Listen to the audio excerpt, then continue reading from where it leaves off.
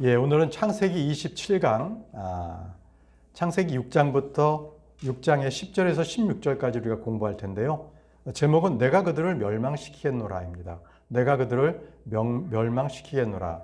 자, 그러면 10절, 창세기 6장 10절부터 우리가 보도록 하겠습니다. 그리고 노아는 세 아들인 셈과 함과 야펫을 낳았더라. 자, 주님께서 항상 이 노아의 세 아들을 기록할 때 셈, 함, 야펫 순으로 기록했는데요.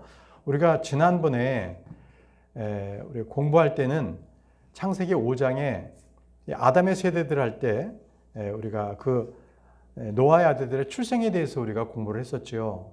근데 그 순서를 보게 되면 창세기 10장 21절에는 셈은 야펫의 동생이라고 나와 있어요.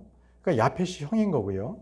그 다음에 그 함은 가장 막내 아들이라고 그렇게 나와 있습니다. 그래서 노아의 아들들의 출생 순서는 야펫, 셈, 함이라는 것을 우리가 배웠죠. 자, 그러나 하나님께서는 꼭 이들을 기록하실 때 셈을 먼저 앞으로 나오게 했습니다. 이것은 바로 영적인 그러한 순서라고 그때 말씀을 드렸습니다. 자, 다음 절 말씀 보겠습니다. 창세기 6장 11절에서 12절 말씀입니다. 땅도 하나님 앞에서 부패하였고 땅이 폭력으로 채워졌더라. 그리하여 하나님께서 땅 위를 보셨는데 보라, 그것이 부패하였더라. 이는 모든 육체가 땅 위에서 그의 길을 부패시켰기 때문이라 라고 하셨습니다. 여러분, 말씀을 잘 이렇게 살펴보시면 땅도라고 하셨습니다. 땅도 하나님 앞에서 부패하였고, 그러면 땅 이외에 다른 것이 먼저 부패됐다는 것을 말씀하시죠. 땅도 하나님 앞에 부패하였다. 자, 그렇다면 무엇인가가 부패했다는 것입니다. 땅 이외에 바로 하늘을 간접적으로 언급하고 계시는 겁니다. 하늘. 욥기 25장 5절에 보면요. 심지어 달을 보라, 그것은 빛나지 아니하느니라. 진정 별들도 그분의 목전에 순수하지 아니하도다라고 하셨습니다. 달이나 별들도 다 둘째 하늘에 있는 것들이에요. 근데 이 둘째 하늘에 있는 것들에는 주님께서는 애초에 둘째 하늘을 나누실 때에도 그곳에 기쁨이 없었어요. 좋았다라는 말씀이 없었고, 그리고 또 나중에 대환란 때에는 주께서 높은 곳에 있는 군대들을 멸하시겠다고도 말씀하셨어요.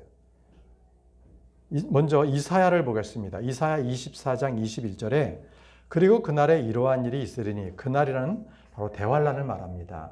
대환란 때 이러한 일이 있으리니 주께서 높은 곳에 있는 높은 이들의 군대와, 자, 바로 저 공중에 있는 그 공중의 권세 잡은 그 악한 세력, 그들의 군대를 그때는 이 땅에 있는 왕들과 함께 멸해버리신다는 거예요. 대환란 때. 그게 이사야서 24장 21절에 예언이 되어 있는 말씀입니다. 자, 에베소서 6장 12절 말씀 보시면요. 우리가 싸워야 할 것은 살과 피에 속하는 육신적인 싸움, 육신적으로 맞붙어 싸우는 것이 아니라고 말씀하시면서 뭐라고 하셨냐면 오직 정사들과, 바로 이 영적 세력들을 지금 말씀하세요. 정사들을 대적하고 권능들을 대적하며 이 세상 어둠의 주관자들을 대적하고, 자, 여기서 정사, 권능, 어둠의 대적들, 주관자들 다 이것이 영적 존재들이에요. 우리는 보이지 않지만 저 둘째 하늘에 있는 그런 세력들이거든요. 높은 곳들에 있는 영적 사악함을 대적하여 맞붙어 싸우기 때문이라. 그래서 우리가 싸우는 것은 그냥 육신적으로 있고 있는 이 사람이나 우리의 형제들이 아니라 바로 우리를 공격하고 있는 영적 사악함들, 저 둘째 하늘에 있는 바로 그러한 이 높은 곳에 있는 영적 사악함, 그들과 우리는 맞붙어 싸워야 된다는 거예요. 우리의 싸움의 대결은 바로 사탄이요 마귀입니다. 자, 우리 주님께서는 이들이 거하고 있는 둘째 하늘을 주님께서 만드실 때는 다른 때 6일 창조 동안에 다른 날은 다 그것들이 기뻤더라 이렇게 말씀하셨지만, 둘째 하늘을 그때 궁창으로 나누실 때는 그때만 좋았다라는 말씀이 없습니다. 창세기 1장 8절에 또 하나님께서 그 궁창을 하늘이라 부르셨더라. 그리고 저녁과 아침이 둘째 날이었더라. 이 창세기의 이 6일 창조 동안에 이 둘째 날 이후에는 다 하나님께서 그것들이 좋았더라라고 말씀을 다 하셨지만 유독 창세기 1장 8절에 이 둘째 날 바로 둘째 하늘을 창조하셨던 그 궁창으로 나누셨던 바로 그날만큼은 기뻐하지 않으셨다는 거예요. 그곳에서는 영적 사악함이 살도록 존재했기 때문에 그렇습니다. 자, 다시 이제 본문 말씀으로 돌아가겠습니다. 창세기 6장 13절입니다. 이에 하나님께서 노아에게 이같이 말씀하셨느니라. 모든 육체의 종말이 내 앞에 이르렀도다. 이는 땅이 그들을 통하여 폭력으로 채워졌기 때문이라. 그런즉 보라, 내가 그들을 땅과 함께 멸망시키겠노라. 자, 여기서 모든 육체의 종말이라고 하셨는데요. 이 육체의 종말은 창세기 4장 6절에 나타난 바로 이상한 육체, 하나님의 아들, 그리고 사람의 딸들과 함께 해서 태어난 그 이상한 인간, 하이브리드, 거인들까지도 포함을 시킵니다. 여기 모든 육체라는 것은 그 거인들까지도 다 종말이 이르렀다는 것을 말씀하십니다. 우리 주님께서는 육신의 종말을 말씀하실 때에 항상 이 육체를 풀로서 비유하고 계십니다. 풀이다. 육체는 풀이다. 이사야 40장 6절 말씀 보시면요. 그 음성이 말씀하시기를 부르짖으라 하였도다. 그러자 그가 말씀드리기를 제가 무엇을 부르짖어야 하리까 하였더라. 모든 육체는 풀이요. 모든 육체는 풀이라고 주님께서 말씀하셨습니다. 그것의 모든 수려함은 들꽃과 같도다. 잠시 피었다가 사라지는 그런 들꽃과 같은 그러한 시드는 존재인 그 풀과 같도다. 그것이 바로 육체라고 말씀하신 겁니다. 여러분, 창세기 6장 4절에 나타났던 그 거인들은 히브리어로 네피림이라고 말씀을 드렸죠. 거인 족속들입니다. 자, 이들은 4m 이상이 돼요. 보통 키가. 파산왕 침대가 벌써 길이가 4m였잖아요. 자, 그들은요, 실제 성경에서 그들의 족속의 이름이 나옵니다. 그들의 이름은 르파 족속, M 족속 이렇게도 불렸습니다. 창세기 14장 5절 보시면요. 그리고 나서 14년째에 크롤라오멜과 그와 함께한 왕들이 와서 아슈트롯 카르나임에 있는 르파 족속들과 함에 있는 주스 족속들과 샤웨키라다임에 있는 M 족속을 쳤으며 라는데 여기서 나타나는 르파 족속, M 족속은 다 거인 족속을 말합니다. 그리고 또 아낙 족속도 또 있습니다. 이들은 다 예루살렘 그쪽에 살고 있었거든요. 보십시오. 신명기 2장 10절에서 11절 말씀은 이들을 이렇게 말합니다. 지나간 때들에 M 족속들이 그 안에 거하였는데 그들은 아낙 족속들 같이 강대하고 수가 많으며 키가 큰 백성이라. 자, 보세요. 아낙 족속과 같은데 그 M 족속은 강대했다 그래요. 키가 큰 백성, 거인이라고 말합니다. 그들도 아낙 족속들과 같이 거인들로 간주되었느니라.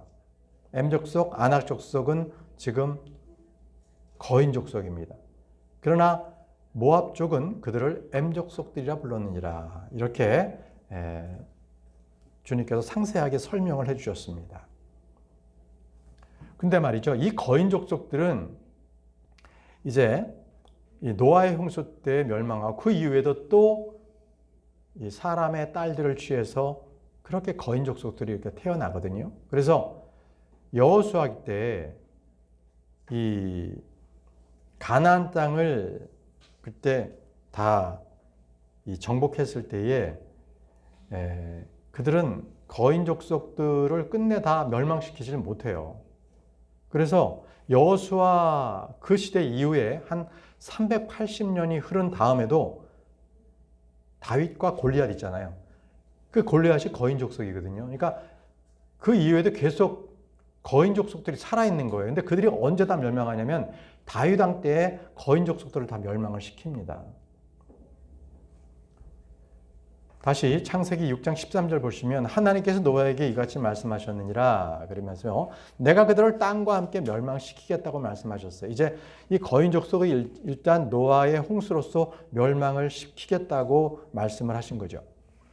근데 여기서 중요한 것은요. 하나님께서는 혼자 그냥 사람들에게 알리지 않고 바로 행하시는 것이 아니라 언제든지 하나님께서는요. 행하시는 일들에 대해서는 그분의 예언자에게 꼭 말씀을 먼저 해주세요. 그리고 그 예언자가 그 말씀을 듣고 사람들에게 예언을 합니다. 하나님께서 심판하신다. 그리고 나서 하나님께서는 그 심판을 행하시거든요. 그래서 언제든지 하나님께서는 자신의 뜻과 계획을 누군가에게는 미리 말씀해 주신다. 이것을 항상 기억해 놓으시기 바랍니다.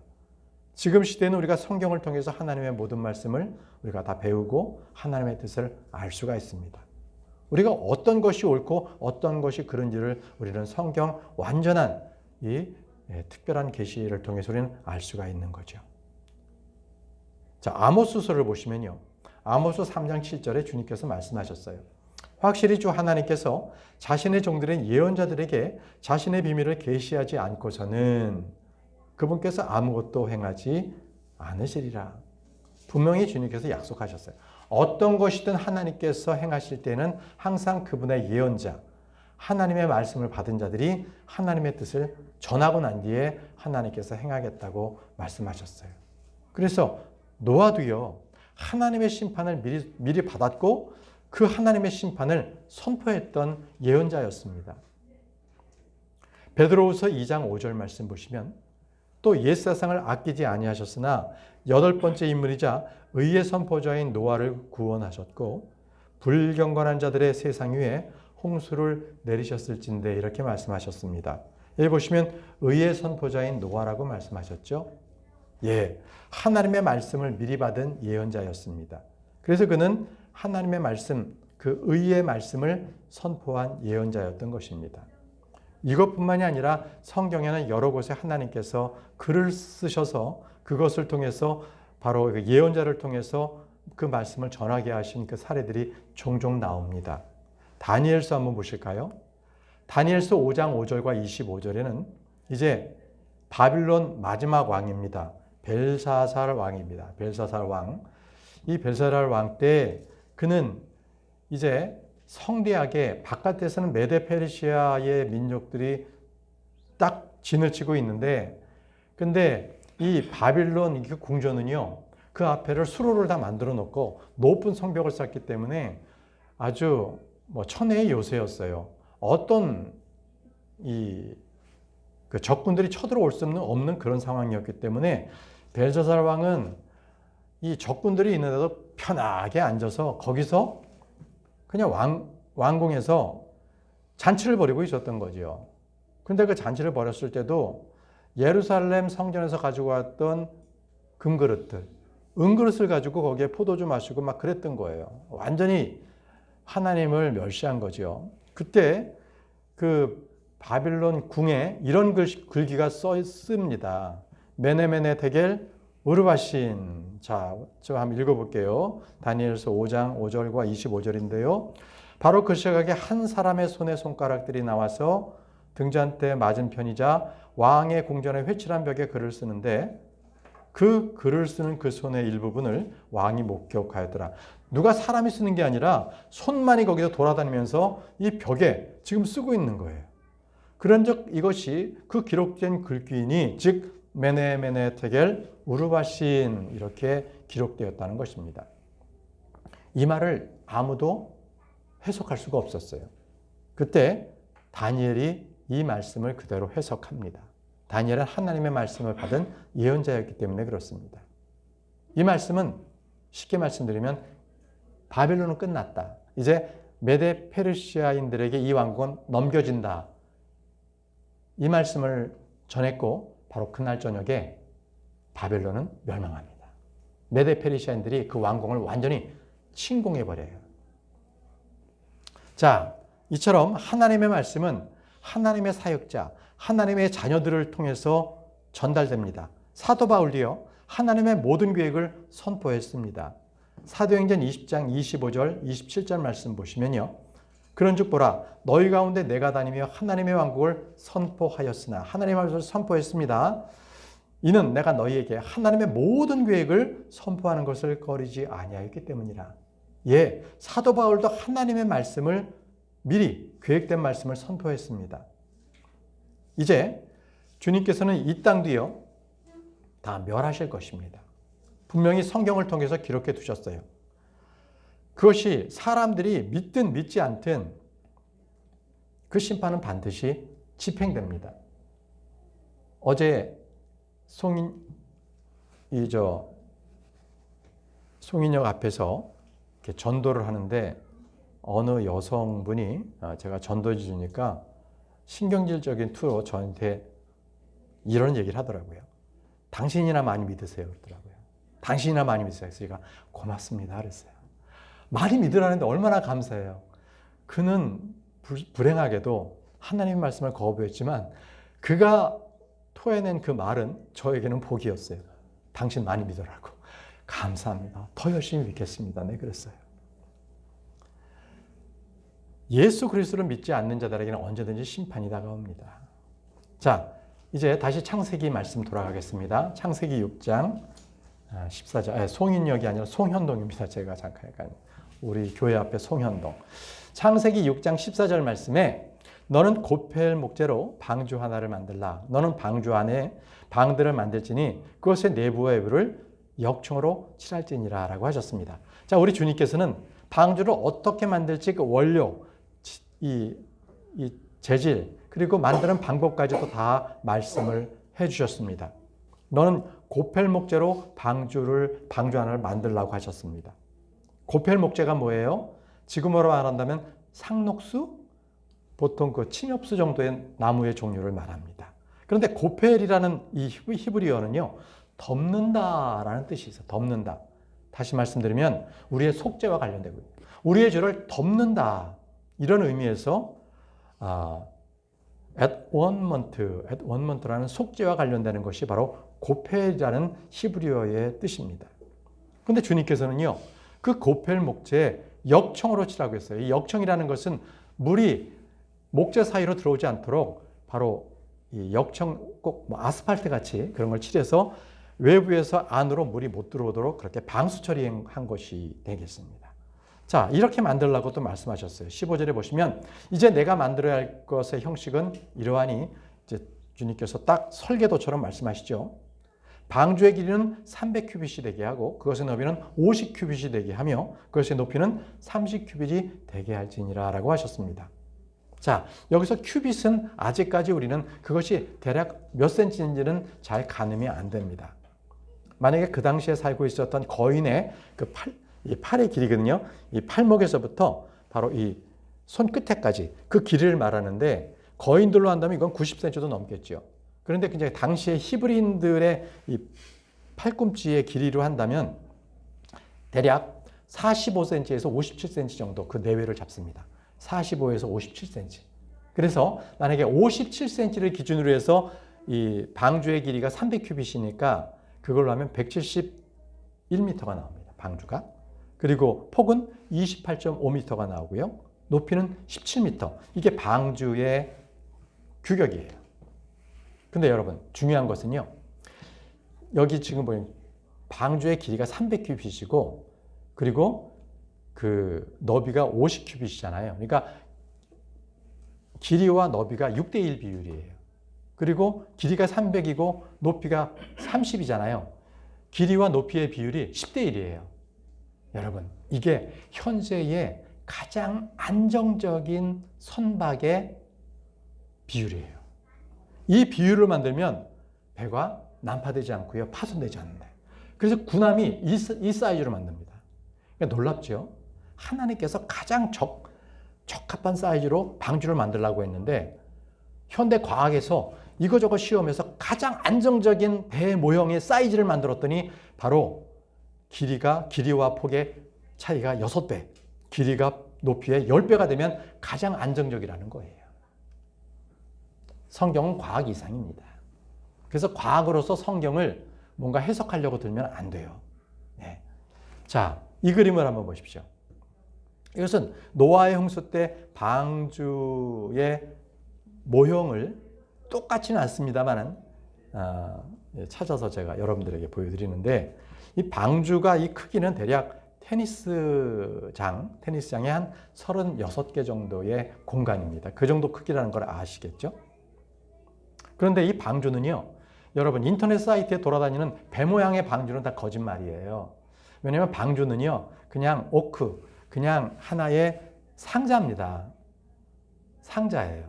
상자이기 때문에 그건 어디를 가려고 무슨 뭐 키를 달거나 또는 이렇게 동력 장치를 해서 그걸 어디 이동하는 게 아니라 물에만 둥둥 떠 있으면 되는 거예요.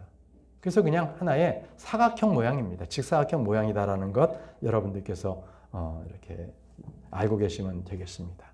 근데 어때요? 이 그림을 보게 되면 바깥은 완전히 세상이어서 이 40일 동안 계속 쏟아내렸던 그 홍수로 인해서 모든 숨쉬는 모든 것들은 다 죽습니다. 그런데 방주 안에 들어온 사람들, 8사람들은요, 평안하게 있습니다. 그렇죠?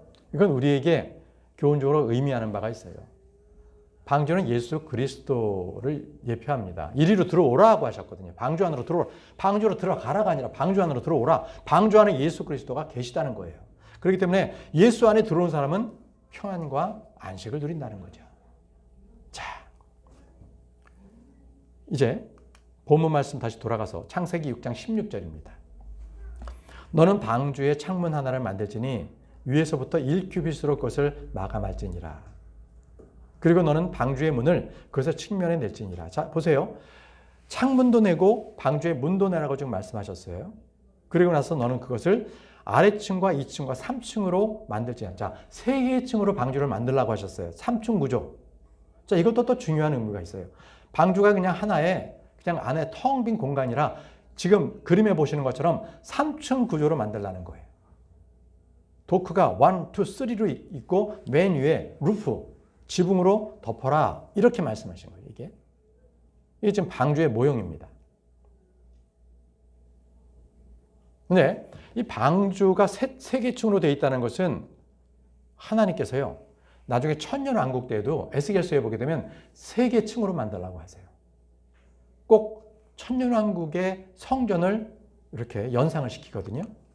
에스겔 42장 5절에서 6절 보시면 이때 위쪽 방실은 더 짧았더라. 이는 회랑들이 위쪽 방실보다 더 낮은 방실들보다 건물 정중앙의 방실들보다 더 높았기 때문이라. 이는 그것들이 3층에 있었으나. 나중에 천년왕국의 성전은요, 3개 층으로 됐다는 거예요. 3개 층으로.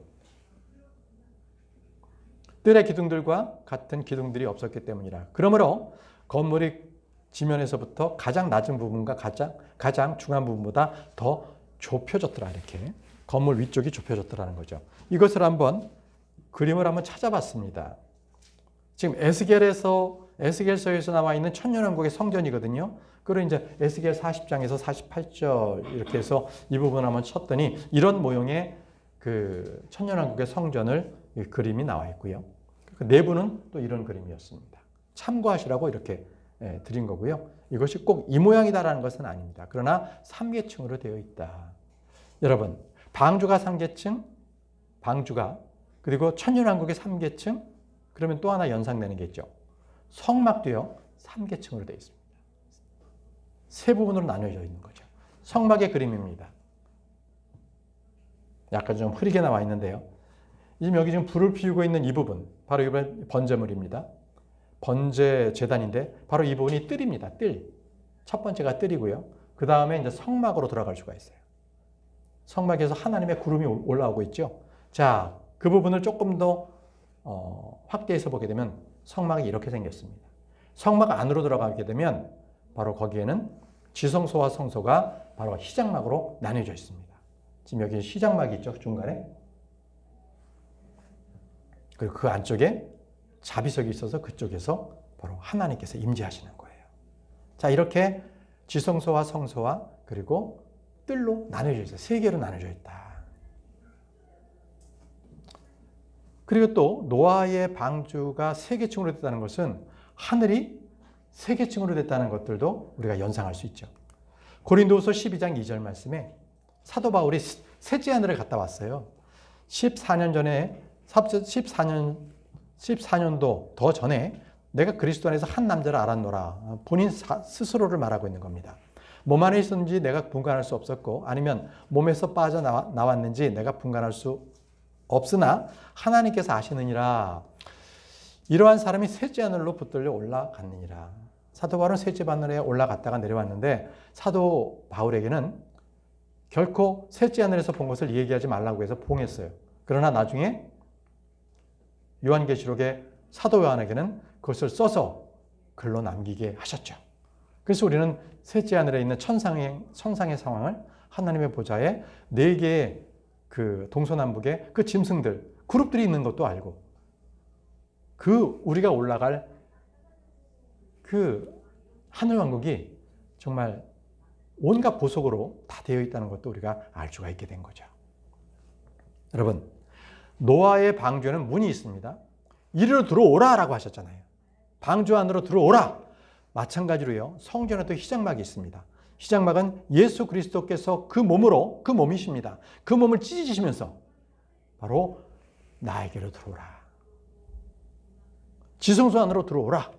이젠 지성소 안으로 저와 여러분들은 영적 제사장으로서 담대함으로 언제든지 들어갈 수가 있게 된 겁니다. 마태복음 27장 51절에 그런데 보라, 성전 희장막이 위에서부터 아래로 둘로 찢어졌더라. 언제요? 예수 그리스도께서 십자가에서 죽으셨을 때.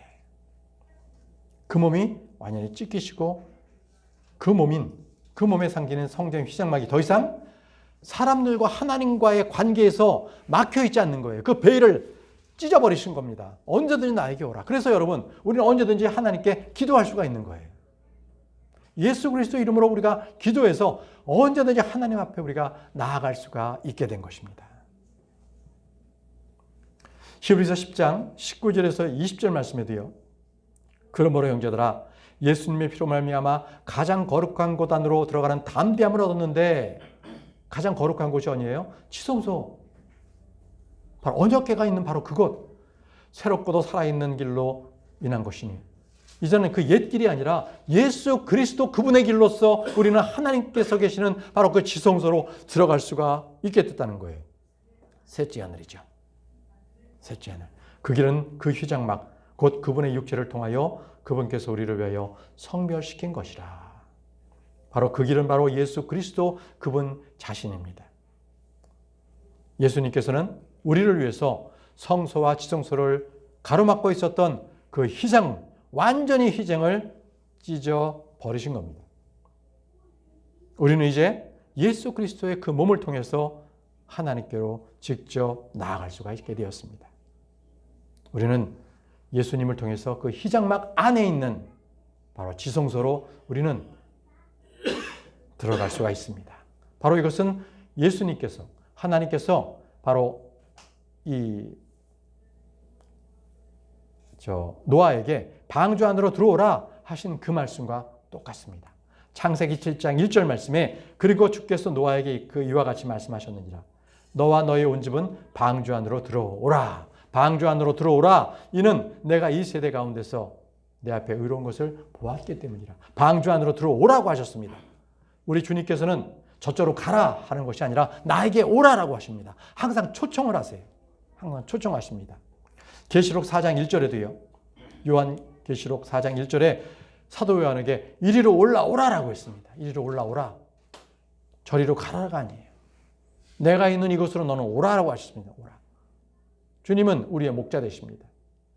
항상 우리를 주님께서 인도하세요. 이리로 오라.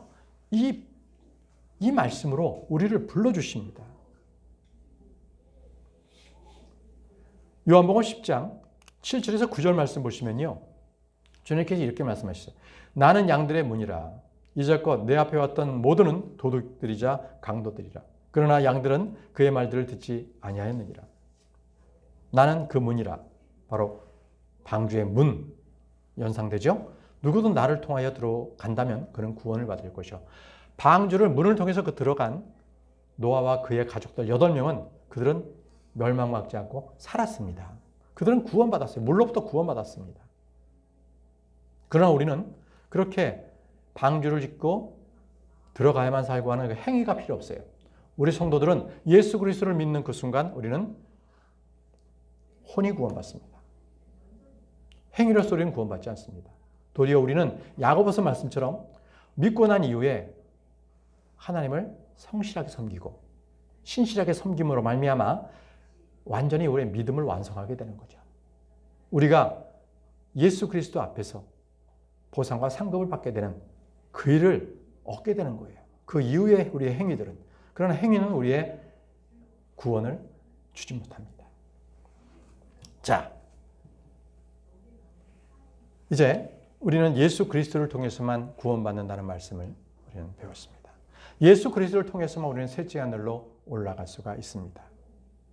여러분, 우리는 이 땅에서 지금 땅을 밟고 살고 있지만, 그러나 우리의 시야는 항상 저 하늘에 있습니다. 항상 저 하늘을 바라보시면서 주님께서 다시 오심을 소망하고 그렇게 살아가는 여러분들이 되시기 바랍니다. 기도하고 마치도록 하겠습니다.